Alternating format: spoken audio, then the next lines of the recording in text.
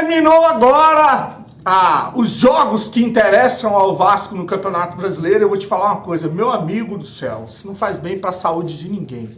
Pra que eu fui inventar de ser apaixonado por futebol, né? Tanto esporte legal, menos prejudicial à saúde, e eu fui gostar logo dessa porra, dessa miséria do futebol.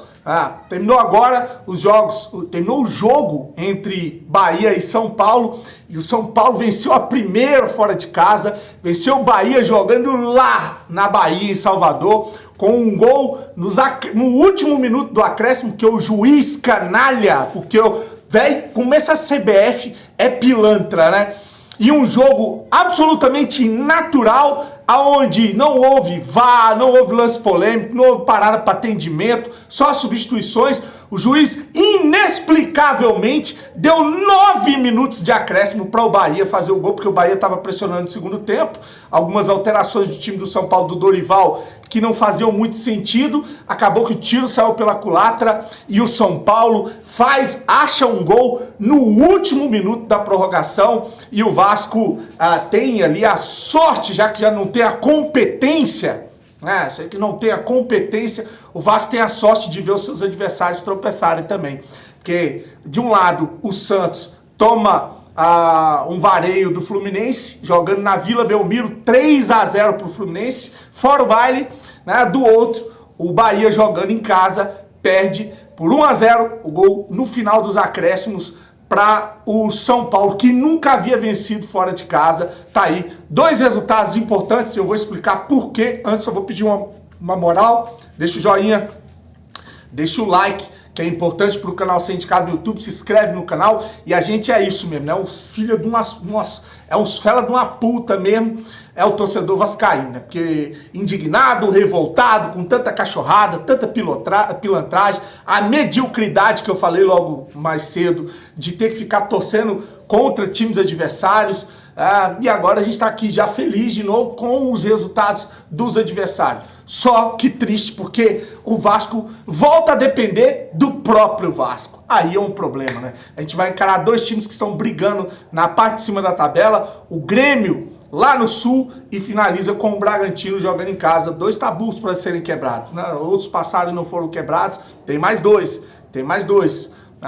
E aí o Vasco, quando depende de si, é que aí a gente volta ao problema, volta a depressão. Enfim, vamos falar de Campeonato Brasileiro. Antes eu vou deixar 2 recados aqui sobre o Vasco da Gama, né?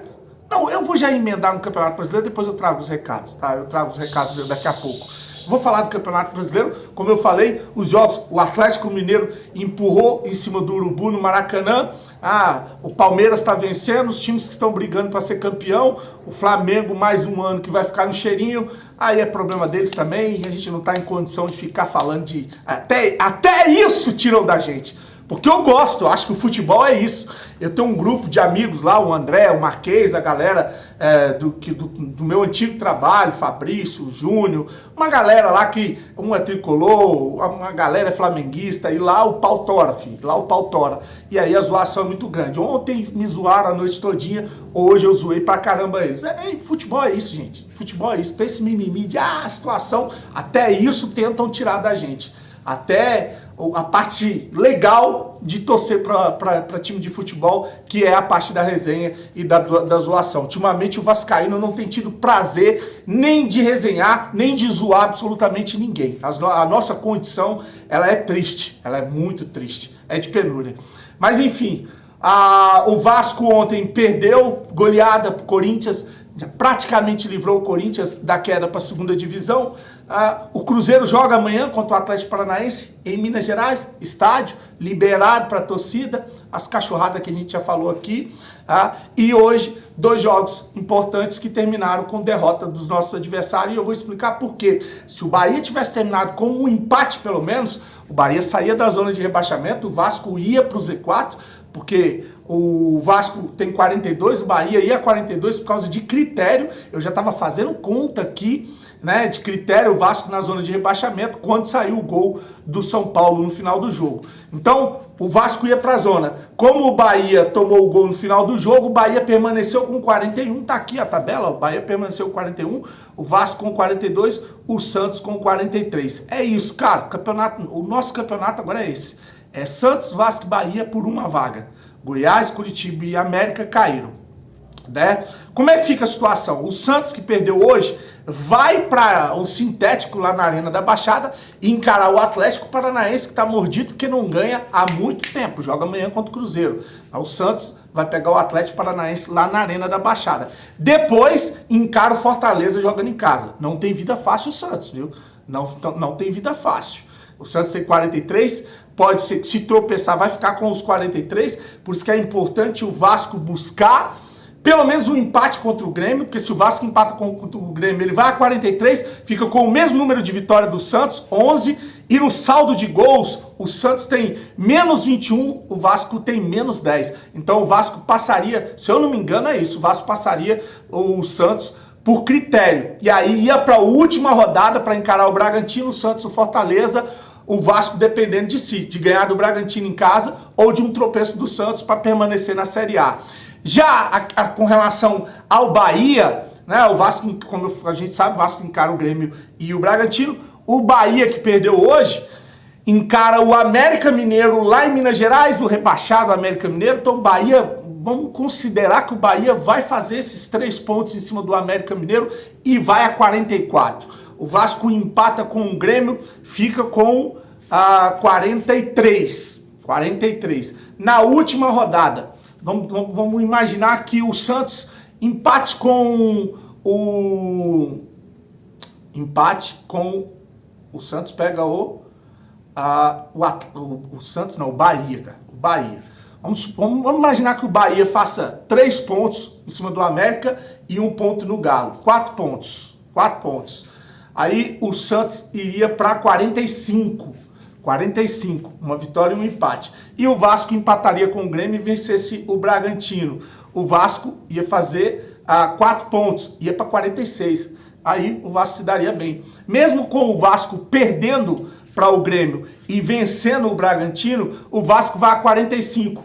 O Bahia com essa derrota se ferrou, porque se o Bahia faz 4 pontos, ele vai a 45. Só que, aí em saldo de gols o Vasco se estrepa, porque o Bahia tem menos 4. Menos 4 e o Vasco tem menos 10. Aí tinha que tirar uma diferença de 6 gols para o Vasco passar o Santos, o Bahia em questão de critério. Olha, veja bem, tá uma confusão do caralho. Eu falei primeiro do Santos, da situação do Santos, pega o Atlético Paranaense e o Fortaleza. Vasco pega o Grêmio e o Bragantino. Agora eu tô trazendo aqui a situação do Vasco contra o Bahia, que tá na zona de rebaixamento. O Bahia não ter empatado foi fundamental para o Vasco, né? Porque se o Vasco, como eu falei, empata com o Grêmio e vence o Bragantino, 4 pontos vai a 46.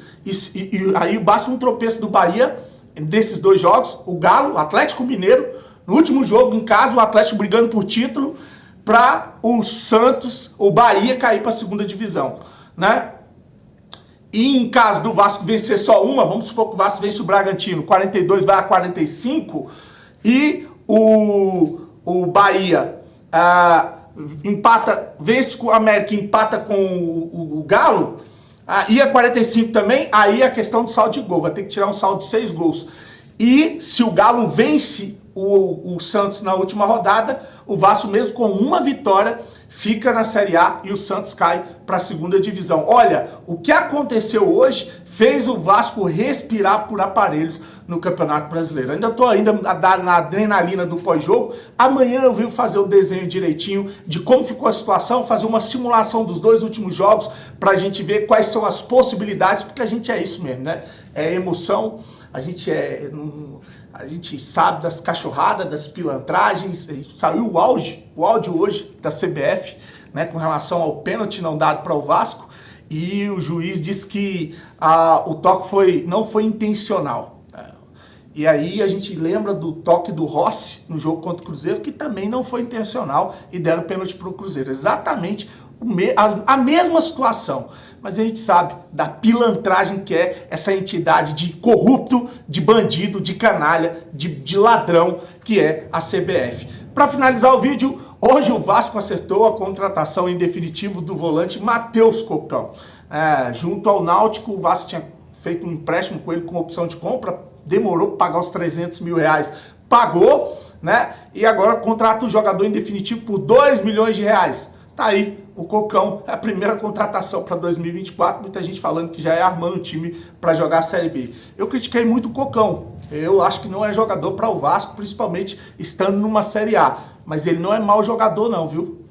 Para eu ser justo aqui, ele não é mau jogador. Inclusive eu ouvi uma pessoa falando que se o Cocão tivesse como volante junto com o Zé Gabriel, dificilmente o Corinthians tinha, o Renato Augusto tinha deitado e rolado como ele deitou ontem no jogo contra o Vasco. E eu concordo, ele não é mau jogador, até não é um jogador que eu queria para o Vasco, mas ele não é mau jogador. Então tá aí a situação do Vasco no Campeonato Brasileiro, que o Vasco ganha um fôlego novo, respira por aparelho e agora tem condições de sair dessa situação com os tropeços do Bahia e do Santos jogando em casa. Curte o vídeo, se inscreve no canal, fique com Deus.